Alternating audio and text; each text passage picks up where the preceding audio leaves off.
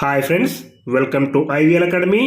ఈరోజు హిందూ న్యూస్ పేపర్లోని ఒక ఆర్టికల్ని తీసుకొని ఇంగ్లీష్ నుంచి తెలుగులోకి ఎలా ట్రాన్స్లేట్ చేయాలో తెలుసుకుంటూ అదేవిధంగా గ్రామర్ని కూడా చాలా కూలంకషంగా తెలుసుకోవడానికి ప్రయత్నిద్దాం. చూడండి headlines. Bangladesh workers reject 56% pay rice. Bangladesh workers అంటే కార్మికులు. బంగ్లాదేశ్ కార్మికులు రిజెక్ట్ తిరస్కరించారు 56% పే రైస్. పే రైజ్ అంటే వేతన పెంపు. పే అంటే వేతనం, రైస్ అంటే పెంపు. బంగ్లాదేశ్ కార్మికులు 56% వేతన పెంపును తిరస్కరించారు. ఇది సింపుల్ ప్రెజెంట్ టెన్స్లో ఉంది, కానీ మనం సింపుల్ పాస్ట్ టెన్స్లో చెప్పుకోవాలి. చూడండి వివరాల్లోకి వెళ్తే, Bangladesh raised the minimum monthly pay for the countries 4 million garment workers by 56.25% on Tuesday. A decision immediately rejected by union seeking a near tripling of the figure. చూడండి Bangladesh raised. చూడండి బంగ్లాదేశ్ పెంచింది. రైజ్డ్ అంటే పెంచడం. ఇది సింపుల్ పాస్ట్ టెన్స్లో ఉంది, V2లో ఉంది. ఇది గమనించాలి. అదే ప్రజెంట్ పర్ఫెక్ట్ టెన్స్లో ఉంటే బంగ్లాదేశ్ హ్యాస్ రైజ్డ్ అని వస్తుంది. గమనించాలి. బంగ్లాదేశ్ రైజ్డ్ అంటే బంగ్లాదేశ్ పెంచింది. ద మినిమం మంత్లీ పే అంటే కనీస నెలవారీ వేతనం. మినిమం అంటే కనీసం, మంత్లీ నెలవారీ, పే వేతనం. బంగ్లాదేశ్ కనీస నెలవారీ వేతనాన్ని పెంచింది. For the countries 4 million garment workers. ఎవరి కోసం? ఫర్ అంటే కొరకు. The countries 4 million. The countries అంటే దేశం యొక్క. వై పక్కన అపాస్ట్రఫీ ఉంది కాబట్టి దేశం యొక్క. అదే ప్లూరల్లో ఎస్ పక్కన అపాస్ట్రఫీ ఉంటే దేశాల యొక్క అని అంటారు. ఇది సింగులర్లో ఉంది కాబట్టి దేశం యొక్క. 4 million అంటే 40 లక్షల మంది. గార్మెంట్ వర్కర్స్ అంటే వస్త్ర కార్మికులు. గార్మెంట్ అంటే వస్త్రం, వర్కర్స్ అంటే కార్మికులు. By 56.25% on Tuesday. 56.25% కల్లా పెంచింది. ఆన్ ట్యూస్డే మంగళవారం నాడు. చూడండి ఇంతకుముందు క్లాస్లో కూడా చెప్పుకున్నాం, వారాల ముందు ఎప్పుడు కూడా ఆన్ అనే ప్రిపోజిషన్ ఉంటుంది. ఇక్కడ ఒకటి కూడా గమనించాలి. ఎప్పుడు చూసినా సాధారణంగా ట్యూస్డేలో టీ అనేది క్యాపిటల్ వస్తుంది. కాబట్టి మనం ఎప్పుడైనా వారాలు రాసేటప్పుడు క్యాపిటల్ లెటర్స్లో రాయాలి. First letter on Tuesday. ఇది మిడిల్ ఆఫ్ ద సెంటెన్స్లో ఉన్నా కూడా క్యాపిటల్ లెటర్లోనే ఉంది, గమనించాలి. ఏ డెసిషన్ ఇమ్మీడియట్లీ రిజెక్టెడ్. ఏ డెసిషన్ అంటే ఒక నిర్ణయం. ఇమ్మీడియట్లీ రిజెక్టెడ్ అంటే వెంటనే తిరస్కరించారు. బై యూనియన్స్ అంటే ఆ సంఘాలు ఆ నిర్ణయాన్ని వెంటనే తిరస్కరించారు. Seeking A near tripling of the figure. Seeking అంటే కోరుతూ.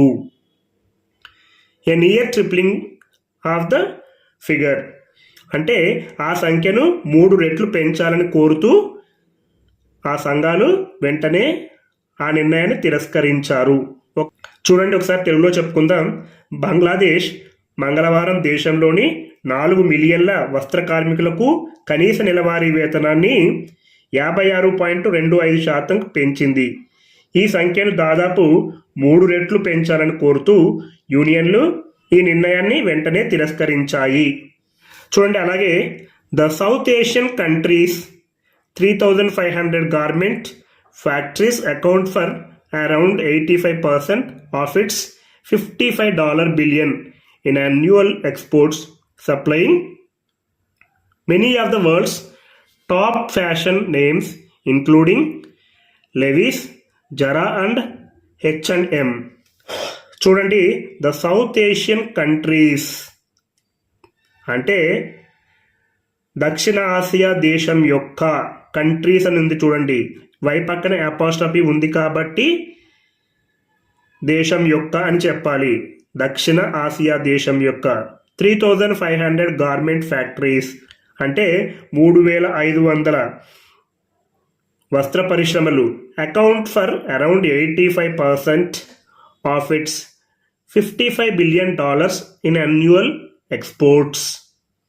చూడండి, అకౌంట్ ఫర్ అంటే కలిగి ఉన్నాయి, అరౌండ్ అంటే అరౌండ్ 85% అంటే దాదాపు 80% of it's $55 billion in annual exports.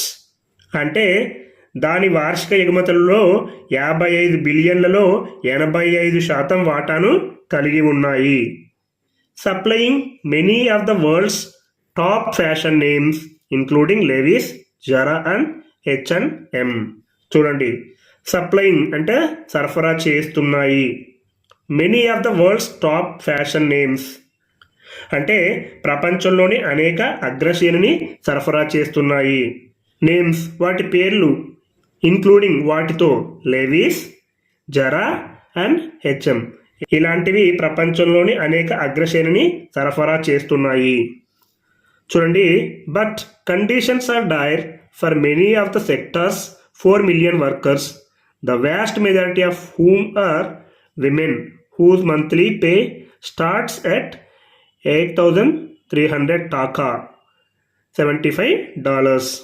చూడండి, బట్ కానీ conditions are dire for many of the sectors 4 million workers అంటే ఈ రంగంలోని 4 మిలియన్ల మంది కార్మికుల పరిస్థితులు భయంకరంగా ఉన్నాయి. కండిషన్స్ ఆర్ డయర్ అంటే భయంకరంగా ఉన్నాయి. For many of the sectors ఈ రంగంలోని 4 million వర్కర్స్ 4 మిలియన్ల యొక్క కార్మికుల పరిస్థితులు భయంకరంగా ఉన్నాయి. The vast majority of whom are women whose monthly pay starts 8,300 taka. The vast majority of whom are women అంటే వీరిలో అధిక శాతం మంది మహిళలు. చూడండి, హూజ్ మంత్లీ పే స్టార్ట్స్ ఎవరైతే అధిక శాతంగా మహిళలు ఉన్నారో వారి యొక్క నెలవారీ వేతనం $8,300 టాకాలు. ఇవి $75కి సమానం. అంటే చూడండి, టాకా అంటే అక్కడ ఉండే కరెన్సీని టాకా అని అంటారు బంగ్లాదేశ్లో. ఇండియాలో ఎలా రూపీ అంటారో అదేవిధంగా బంగ్లాదేశ్లో టాకా అని అంటారు. అలాగే workers have gone on strike to demand a near tripling of their wages with violent scenes in recent days while employers offered 25%. చూడండి, వర్కర్స్ అంటే కార్మికులు, హ్యావ్ గాన్ ఆన్ స్ట్రైక్. సాధారణంగా సమ్మె చేయడాన్ని ఏమంటారంటే గో ఆన్ స్ట్రైక్ అంటారు, అంటే సమ్మె చేయడాన్ని. ఇక్కడ హ్యావ్ గాన్ ఆన్ స్ట్రైక్ అని ఉందంటే ఇది ప్రెజెంట్ పర్ఫెక్ట్ టెన్స్లో ఉంది కాబట్టి హ్యావ్ ప్లస్ V3 అని వచ్చింది. అదే ఒక్క వర్కరే స్ట్రైక్ వెళ్తే worker has gone on strike అనాలి. ఇక్కడ కార్మికులు కాబట్టి workers have gone on strike, go on strike అనాలి సమ్మె చేసేటప్పుడు. To demand a near tripling of their wages వారి వేతనాలను దాదాపు 3 రెట్లు పెంచాలని డిమాండ్ చేస్తున్నారు. With violent scenes in recent days. With violent scenes అంటే హింసాత్మక దృశ్యాలతో, ఇన్ రీసెంట్ డేస్ ఇటీవల రోజుల్లో, వైల్ అదే సమయంలో, ఎంప్లాయర్స్ ఆఫర్ 25%. ఎంప్లాయర్స్ అంటే యజమానులు, ఎంప్లాయీ అంటే ఉద్యోగులు. ఇది గమనించాలి, ఇలాంటివి గుర్తుపెట్టుకోవాలి. ఎంప్లాయర్స్ అంటే యజమానులు, ఎంప్లాయీస్ అంటే ఉద్యోగస్తులు. ఆఫర్డ్ 25%, 25% ఆఫర్ చేశారు. వారు కోరుకునేది 3 రెట్లు అయితే వీళ్ళు కేవలం 1% ఇంక్రీజ్ చేస్తామంటున్నారు యజమానులు. Unions say their members have been hard hit by persistent inflation. చూడండి, యూనియన్స్ అంటే సంఘాలు, సే చెప్తున్నాయి, సంఘాలు చెప్తున్నాయి, దేర్ మెంబర్స్ వారి యొక్క సభ్యులు. చూడండి, వారి యొక్క సభ్యులు అంటే సంఘం యొక్క సభ్యులు.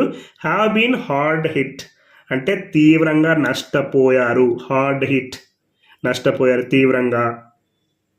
చూడండి, ఇది ప్రెజెంట్ పర్ఫెక్ట్ టెన్స్లో ఉంది. Have been hard hit, have plus V3, been అంటే V3, బీ వస్ బీన్, బీ అంటే V1, వజ్ అంటే V2, బీన్ అంటే V3.